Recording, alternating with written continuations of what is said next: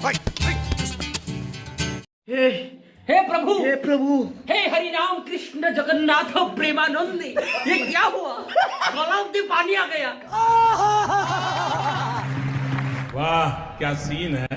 तो भैया देखा, ये नज़ारा अपने उत्तर प्रदेश के आगरा का है, जहां एक रिफाइंड से भरे टैंकर और बस में टक्कर हो गई, जिसके बाद वहां के लोगों ने जमकर रिफाइंड लूटा।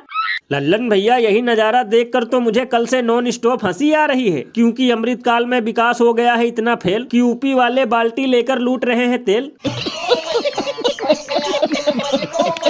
बताओ, गजब विडंबना है। ये सब देखकर तो हम पे पाकिस्तान और युगांडा देश वाले भी हंस रहे होंगे, क्योंकि एक तरफ बुलडोजर बाबा कहते हैं कि हम यूपी को ऐसा नंबर 1 राज्य बनाएंगे कि विदेशी भी यहाँ नौकरी मांगने आएंगे, और दूसरी तरफ खुद उनके अपनों की हालत ऐसी है कि कभी मुर्गी लूटने लगते हैं तो कभी रिफाइंड ऑयल।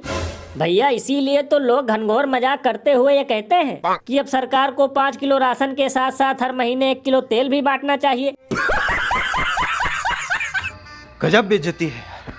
और भैया एक कमाल की बात बताऊं, इस लूट में शामिल होने वाले 80% लोग वही कट्टर हिंदू होंगे जो सुबह शाम ये भोंपो बजाते हैं कि चाहे आटा दाल 1000 रुपए किलो हो जाए, लेकिन आएगा तो मोदी ही।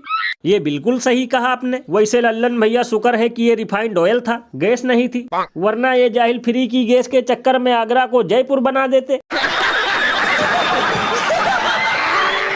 और अभी तो रुको, क्लाइमैक्स अभी बाकी है।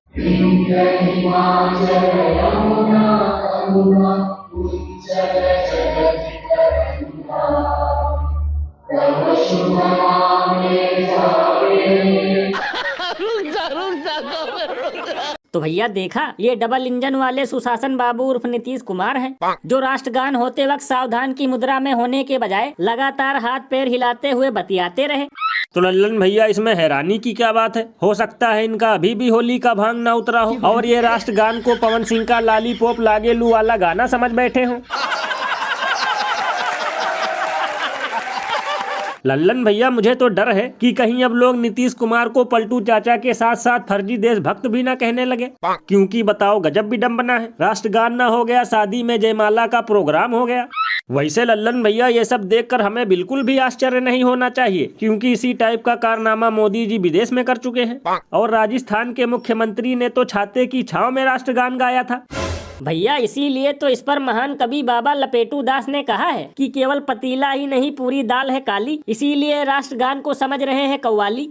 अरे बाप रे, ये तो धोती खोल रहा है। और भैया सबसे कमाल की बात तो ये है कि पलटू चाचा के इस कारनामे पर वो गोदी मीडिया के चापलूस एंकर भी ज्ञान देने नहीं आए, जो विपक्षी नेताओं पर बगुले और गिद्ध की तरह नजर रखते हैं।